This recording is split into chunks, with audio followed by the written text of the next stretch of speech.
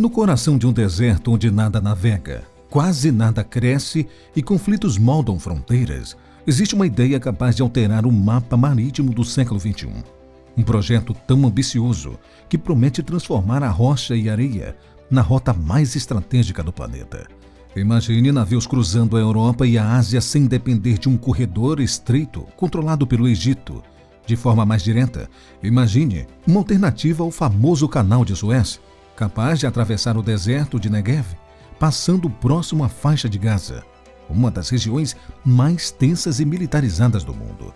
Esse projeto é conhecido como Canal Ben Gurion, e mais do que engenharia, ele representa força, autonomia e provocação. Para Israel, seria a chance de se tornar uma potência logística e militar independente. Para o Egito, um rival direto ao seu maior ativo econômico. Para Gaza, um novo eixo cercado por interesses militares. Mas para o mundo, uma rota capaz de distribuir riqueza, influência e controle estratégico. Porém, isso seria mesmo possível? O Negev pode ser domado? Um canal pode atravessar zonas de conflito? E o que aconteceria com Suez? E com o equilíbrio do Oriente Médio, se esse projeto ganhasse vida? O Canal Ben Gurion é uma proposta inteiramente situada dentro de Israel, cruzando o deserto do Negev, um dos territórios mais áridos e militarizados do Oriente Médio. A rota buscaria conectar o porto de Ashkelon, no Mar Mediterrâneo, à cidade de Eilat, no Golfo de Aqaba, já no Mar Vermelho. Na prática, seria como escavar uma rota oceânica, onde hoje só existem rochas duras, bases militares e vales secos espalhados pelo horizonte. As estimativas variam conforme o estudo, mas o canal teria entre 250 e quase 300 quilômetros de extensão, tornando-se potencialmente mais longo que o Canal de Suez, que possui 193 quilômetros. Porém, enquanto o Suez atravessa uma planície arenosa relativamente plana, o Ben Gurion atravessaria obstáculos muito mais severos. Áreas montanhosas, terreno rochoso, diferenças de altitude e ausência total de rios. Isso exigiria uma remoção de centenas de milhões de toneladas de material, além de sistemas complexos de bombeamento e eclusas para equilibrar o nível entre dois mares. E não seria apenas um canal. Diversos estudos cogitam a criação de um corredor multimodal com portos ampliados, ferrovias de carga, rodovias duplicadas, oleodutos, gasodutos e zonas industriais, transformando o Negev em um novo polo logístico, energético e militar. Isso colocaria o projeto ao lado de Gaza e próximo do Egito, locais onde qualquer alteração territorial possui implicações geopolíticas imediatas.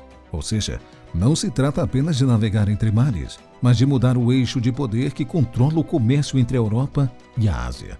E é justamente nessa ambição que explica por que Israel estuda esse canal há tanto tempo. A ideia de uma rota marítima alternativa entre o Mediterrâneo e o Mar Vermelho não nasceu apenas de uma ambição israelense. Ela ganhou força a partir de um trauma global: a dependência excessiva do Canal de Suez, um corredor estreito, vital para o comércio mundial, vulnerável a guerras, disputas políticas e bloqueios repentinos. Essa fragilidade ficou evidente em 1967, durante a Guerra dos 6 Dias, quando o Egito bloqueou Suez. O canal ficou fechado por 8 anos, isolando navios, desviando rotas inteiras e custando bilhões ao comércio internacional. Para Israel, o recado era claro: se quisesse sobreviver economicamente e militarmente, não poderia depender de uma rota controlada por um país hostil. É nesse contexto que surgem estudos estratégicos para uma alternativa terrestre, inicialmente restritos a círculos militares e diplomáticos. Fontes acadêmicas e documentos desclassificados dos Estados Unidos indicam que entre as décadas de 1970 e 1980 foram analisadas rotas possíveis pelo deserto do Negev. Em algumas propostas experimentais, chegou-se até a estudar de forma teórica o uso de explosões subterrâneas para acelerar escavações, em uma época em que tanto os Estados Unidos quanto a União Soviética testavam aplicações civis desse tipo de detonação. Com o passar dos anos, o projeto nunca foi oficialmente lançado, mas também nunca desapareceu. Ele reapareceu nos anos de 1990, após os acordos de Oslo, quando uma cooperação regional parecia possível. Voltou a ser mencionado nos anos 2000 com o crescimento da China e a disputa por rotas comerciais, e hoje é debatido em fóruns de defesa, energia e logística. Se um dia for construído, o canal não será apenas uma obra contra o Egito. Será um movimento para garantir autonomia estratégica, controlar um eixo comercial próprio e transformar o deserto em infraestrutura para uma alternativa militar, econômica e política. E essa ambição levanta uma questão inevitável. É possível construir um oceano artificial em pleno deserto? Para responder, precisamos entender como seria escavar o impossível. Hoje, quando se trata de construção civil, há poucas coisas, ou quase nada, que o ser humano não consiga planejar e fazer. Porém, imagine como seria uma obra que não começa à beira de um rio ou de um mar, mas no silêncio de um deserto pedregoso. Não há água para escavar, nem terreno plano para cortar. Há rocha dura, calor extremo e bases militares espalhadas pelo horizonte. É nesse cenário que o canal Ben Gurion teria de nascer, como uma cicatriz azul aberta à força, atravessando o Negev até alcançar o Mar Vermelho. As propostas variam, mas todas apontam para uma rota entre 250 a quase 300 quilômetros de extensão, com uma largura estimada de 150 a 200 metros e profundidade entre 30 e 50 metros, suficiente para receber navios de grande porte, incluindo embarcações equivalentes aos modelos que cruzam o Canal do Panamá. Porém, ao contrário do Suez, escavado em terreno arenoso e relativamente plano, o Ben Gurion cruzaria montanhas baixas, vales rochosos e camadas espessas de basalto e calcário, exigindo escavações profundas, explosões controladas e eclusas complexas para equalizar dois mares com níveis de salinidades diferentes. Isso significa que não bastaria abrir um canal. Seria necessário remover centenas de milhões de metros cúbicos de material sólido, instalar sistemas de bombeamento contínuo e vigiar o trajeto militarmente, já que partes da rota passam perto da faixa de Gaza e de áreas sensíveis junto à fronteira com o Egito. Não por acaso, durante a Guerra Fria, surgiram estudos experimentais que cogitaram o uso de explosões subterrâneas com fins civis, uma tecnologia hoje impensável, mas que demonstra a escala do desafio. Para abrir o canal, seria preciso quebrar o deserto. E quebrar o deserto tem preço. Estimativas não oficiais, comparadas com obras equivalentes, situam o projeto na casa de dezenas de milhares de 100 bilhões de dólares, podendo ultrapassar o custo total da nova expansão do Canal do Panamá, que sozinho já consumiu mais de 15 bilhões de dólares. Por isso, alguns planejadores discutem um corredor híbrido, combinando trechos navegáveis com ferrovias de carga de alta capacidade. Essa solução reduziria custos, diminuiria riscos ambientais e ainda criaria o eixo entre dois mares, menos ostensivo que um canal completo, mas igualmente estratégico. No entanto, seja um canal pleno ou um corredor multimodal, o projeto vai além da água. Israel imagina um cinturão econômico e militar no deserto, zonas industriais conectadas a portos, gasodutos e oleodutos protegidos, centrais solares, plantas de dessalinização e bases de defesa. Isso mostra que não se trata simplesmente de escavar um corredor marítimo. E quando uma obra altera não só o terreno, mas a economia e a logística militar de uma região inteira, ela deixa de ser engenharia e passa a ser geopolítica. E é precisamente nesse ponto que Ben Gurion se apresenta como rival dos gigantes.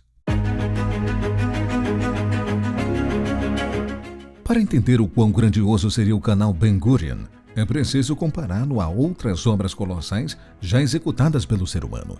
E nesse ponto, entramos em um terreno fascinante, porque Israel estaria literalmente tentando repetir e talvez superar as maiores engenharias de transporte aquaviária da história. Canal de Suez, o vizinho e rival direto. A comparação mais imediata é com o próprio Canal de Suez, no Egito. Inaugurado em 1869 e modernizado recentemente, o canal é o principal elo entre a Europa e a Ásia, permitindo que navios evitem a longa volta pela África. Ele possui cerca de 193 quilômetros de extensão e foi escavado majoritariamente em terreno arenoso e plano, e permite a passagem de navios com mais de 20 mil contêineres a bordo. O Canal de Suez movimenta 12% do comércio marítimo mundial e é responsável por bilhões de dólares de receita para o Egito todos os anos. Se o Ben Gurion Canal fosse construído, ele representaria uma alternativa direta ao Suez, desviando parte do tráfego e principalmente oferecendo uma rota mais segura em tempos de instabilidade na região do Sinai. como visto durante a crise do navio Ever Given, que paralisou o canal por dias em 2021. Canal do Panamá, o padrão da engenharia modular. O Canal do Panamá, por sua vez, é um exemplo de engenharia em terrenos montanhosos e irregulares, muito semelhante ao deserto de Negev, e também apresenta desafios de altitude e rocha sólida. Lá, a solução foi usar eclusas, verdadeiros elevadores para navios, além de lagos artificiais para manter o nível da água e controlar o fluxo. Com 82 quilômetros de extensão, o Canal Panamenho levou 10 anos para ser construído, custou milhares de vidas devido às doenças tropicais da época e foi expandido recentemente para acomodar os navios Neo-Panamax com dimensões semelhantes às previstas para o canal israelense. Ou seja, em termos técnicos, o Ben Gurion se aproxima mais do Panamá do que do Suez, pela geologia e topografia envolvidas. Mas o que diferencia do Ben Gurion de todos esses casos é a intenção geopolítica e militar por trás do projeto. Enquanto o Suez e o Panamá forem idealizados como rotas comerciais, o canal israelense também tem motivações de defesa e dissuasão. Ele permitirá, por exemplo, que frotas da marinha israelense se desloquem rapidamente entre o Mediterrâneo e o Mar Vermelho, sem depender de países vizinhos.